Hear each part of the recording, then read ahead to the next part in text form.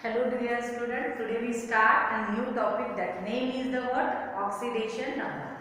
Oxidation number ये जो topic है ये क्यों लिया जाता है और ये क्या है, तो हम लोग उसका डेफिनेशन देखेंगे। लेकिन ये ऑक्सीडेशन नंबर क्यों आया तो आप लोग देखते होंगे इसके पहले जो मैंने टॉपिक में पढ़ाया रेडॉक्स रिएक्शन, उसमें ऑक्सीडेशन और रिडक्शन होता है, मतलब कि कंप्लीटली इलेक्ट्रॉनों की शेयरिंग होती है। एक तो इलेक्ट्रॉन लॉस होते हैं कंप्लीटली और दूसरे साइड से इलेक्ट्रॉन कंप्लीटली गेन होते हैं। तो जब भी इलेक्ट्रॉन दिया जाता है मतलब कि वो इलेक्ट्रॉनों का लॉस होता है, उस समय पे उस एलिमेंट के ऊपर something charge is present. Okay, तो ये चार्ज कितने कंप्लीटली इलेक्ट्रॉन दिए गए या कंप्लीटली इलेक्ट्रॉन लिए गए, ये चार्ज को रिप्रेजेंट करने का काम जो है वो ऑक्सीडेशन नंबर करता है। तो that's why what is the definition of the word oxidation number?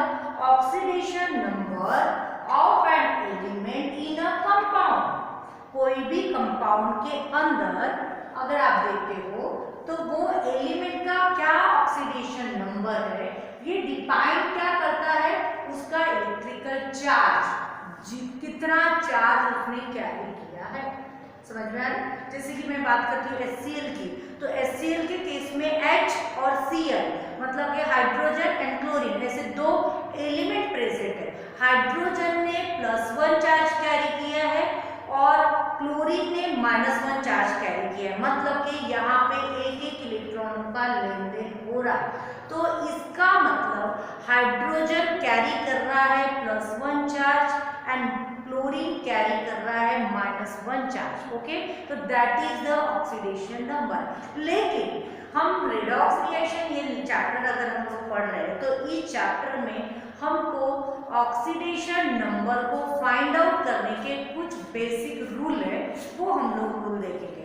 तो सबसे पहले जो रूल है वो है the oxidation number of each atom of an element in a free state is 0।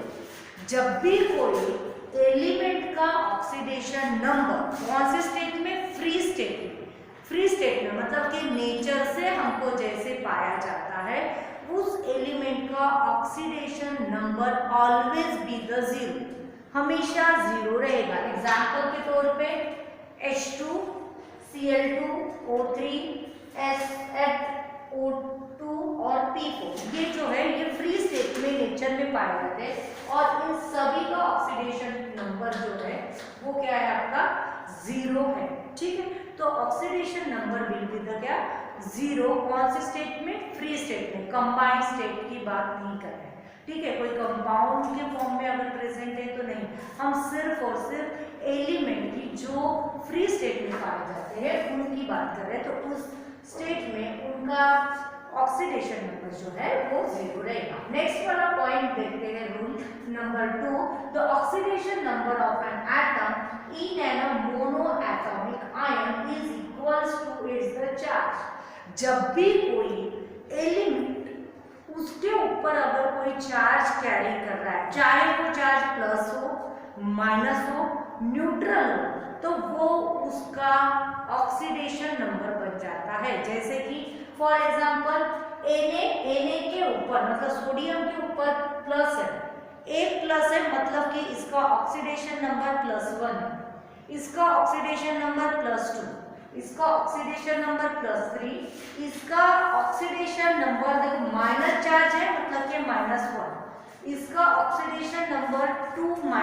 Okay, और यहाँ पे इस टाइप से मतलब कि जब भी कोई एलिमेंट मोनो एटॉमिक फॉर्म में प्रेजेंट हो तो वो ऑक्सीडेशन नंबर जो रहता है वो उसके ऊपर जो भी चार्ज रहेगा वो उसका ऑक्सीडेशन नंबर बन जाता है। ओके, देन नेक्स्ट वाली बात करते हैं, अगर हम लोग कोई भी मोनो एटॉमिक की बात कर रहे हैं तो उस केस में अल्कली मेटल अगर होगा, अल्कली मेटल की बात अगर करते हैं तो वो हमेशा ऑक्सीडेशन नंबर जो है वो आपका +1 चार्ज कैरी करता है। जैसे कि बात करेंगे NaCl KCl, तो हम लोग देखते हैं यहाँ पे सोडियम कौन से फॉर्म में, अब ये दोनों जो चीजें हैं वो इन एंड कंपाउंड के फॉर्म में, कोई भी कंपाउंड के केस में अगर अल्कली मेटल कंपाउंड आता है, एलिमेंट आता है, तो उस समय उसका जो चार्ज होता है +1 होता है। तो इस केस में Na के पास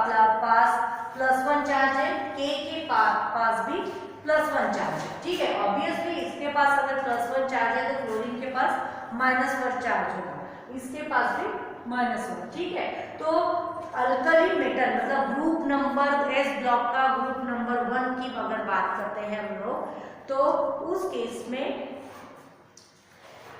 सभी एलिमेंट का चार्ज जो है क्या होगा, तो +1 एलिमेंट का, कौन से वाले, अल्कली में। और वही बात अगर हम लोग अल्कलाइन अर्थ मेटल की करते हैं, मतलब ग्रुप नंबर 2 की बात करते हैं, तो उस केस में उसका ऑक्सीडेशन नंबर जो रहेगा वो आपका +2 रहेगा। ओके, +2 मतलब कि देखो यहाँ पे अगर मैं बात करती हूँ तो कैल्शियम कार्बोनेट मतलब CaCO3 की, तो यहाँ पे कैल्शियम का ऑक्सीडेशन नंबर जो है वो +2 है। और MgCl2 की बात करते हैं तो यहाँ पे भी हम लोग बात करते हैं, तो इस केस में भी आपका जो चार्ज रहेगा वो आपका क्या रहेगा, +2। ठीक है, तो इस टाइप से हम लोग देखते हैं। तो अल्कली मेटल की बात करेंगे तो उस केस में +1 एंड अल्कलाइन अर्थ मेटल की बात करते हैं तो उस केस में +2 रहेगा। तो ये हो गया आपका rule number 2। Then rule number 3 देखते हैं ऑक्सीडेशन नंबर का। ऑक्सीडेशन नंबर ऑफ ऑक्सीजन, अगर ऑक्सीजन की बात करते हैं तो उस केस में उसका ऑक्सीडेशन नंबर हमेशा रहेगा -2, हमेशा -2 चार्ज रहता है। ठीक है, हमेशा -2 चार्ज कैरी करता है। लेकिन एक्सेप्शनल में कुछ केसेस उसकी आई है, जैसे कि बात करती हूँ मैं पेरोक्साइड की बात करती हूँ या पेरोक्साइड आयन की अगर मैं बात करती हूँ, नीचे मैंने कुछ एग्जाम्पल लिखे हैं। पेरोक्साइड या पेरोक्साइड आयन की अगर मैं बात करती हूँ तो उस केस में ऑक्सीजन का ऑक्सीडेशन नंबर जो है वो -1 रहेगा। Usually most of the cases में आपका ऑक्सीजन का ऑक्सीडेशन नंबर जो रहेगा -2 रहेगा, लेकिन पेरोक्साइड और पेरोक्साइड आयन के केस में वो -1 रहेगा। फिर अगर मैं सुपर ऑक्साइड की बात करती हूँ तो उस केस में आपका हाफ रहेगा। मतलब यहाँ पे आपको एक पॉइंट ये भी मिलता है कि oxidation number will be the word positive, negative, fraction में भी रह सकते हैं। समझ में आ रहा?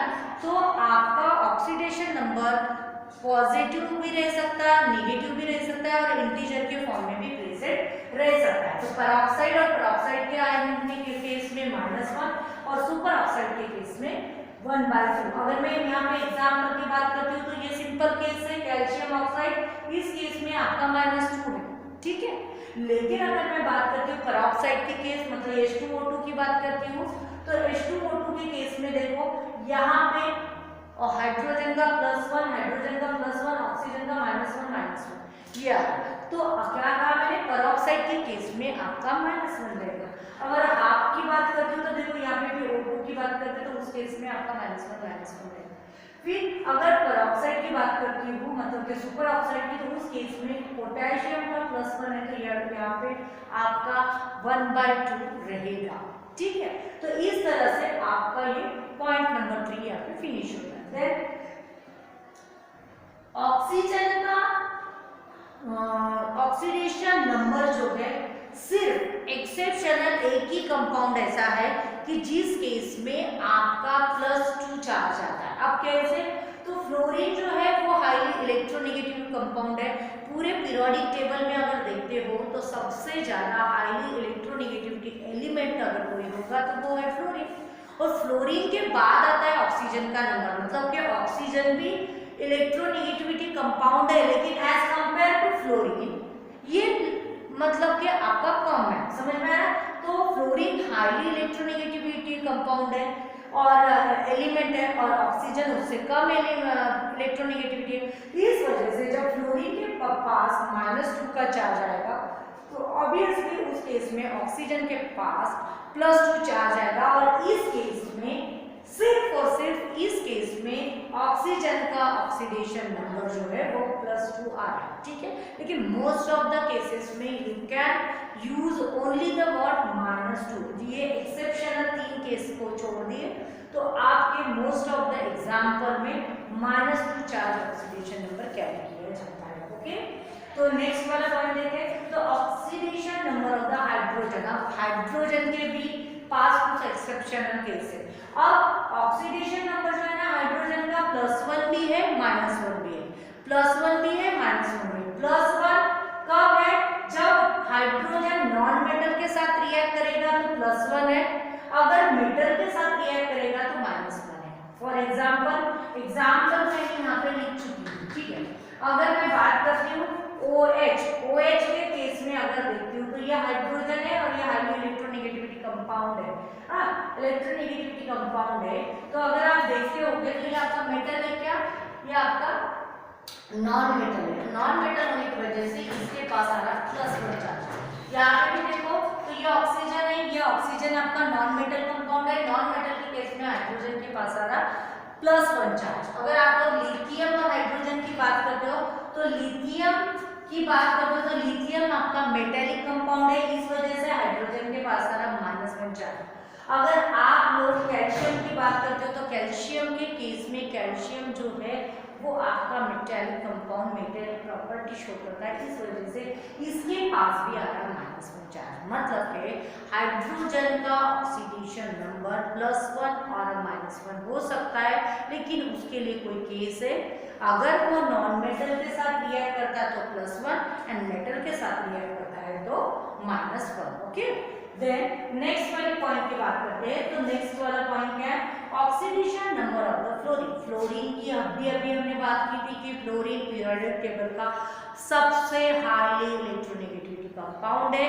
जब भी कोई एलिमेंट के साथ रिएक्ट करता है तो वो उनके पास से इलेक्ट्रॉनों को लेना ही चाहता है, इस वजह से oxidation number of the fluorine is -1। हमेशा आप देखोगे तो उसका ऑक्सीडेशन नंबर जो रहता है वो -1 ही कैरी करता है, ठीक है। लेकिन अब ये फ्लोरीन जो है हैलोजन ग्रुप है, मतलब कि फ्लोरीन, क्लोरीन, ब्रोमीन, आयोडीन ये हैलोजन ग्रुप में कैरी होते हैं। तो जब फ्लोरीन का आपका -1 आ रहा है तो क्लोरीन, ब्रोमीन, आयोडीन इनका भी ऑक्सीडेशन नंबर जो है बच्चों वो -1 आता है, वो -1 आता है।